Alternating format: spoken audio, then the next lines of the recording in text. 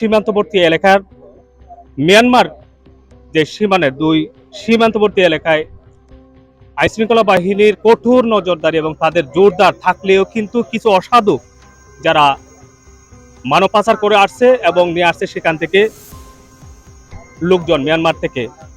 ওর সাথে আমরা দুইজন দালাল আটক করেছে সীমান্তে কোস্টগার্ড, পাশাপাশি বিজিবি।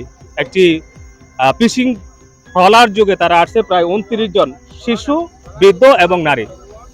তো পাশাপাশি এখানে কোস্টগার্ড, বিজিবি সহ পুলিশ, এখানে আইন শৃঙ্খলা বাহিনী তাদের হাতে আটক হয়েছে। তারা দুজন দালালকে আটক করতে সক্ষম হয়েছে। তারা কলা কৌশল আইন শৃঙ্খলা বাহিনীর গিয়ে এই ভাইটি মূলত তাকে দালাল বললেও কিন্তু ছোট হবে।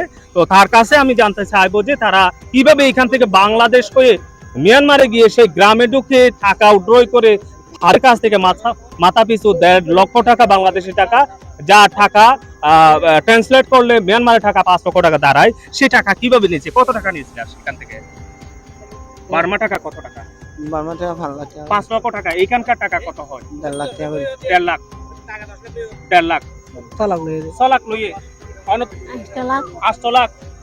4 লাখ। 4 লাখ। এভাবে সকলের কাছ থেকে 8 লাখ 10 লাখ করে টাকা মাথা পিছু নিয়ে, যার টাকা ট্রান্সলেট করলে বাংলা টাকায় দাঁড়ায় প্রায় 2 থেকে 3 লক্ষ টাকা।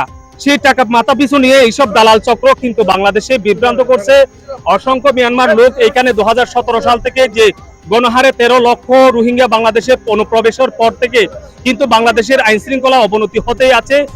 কোন ধরনের আইন শৃঙ্খলা, এই যে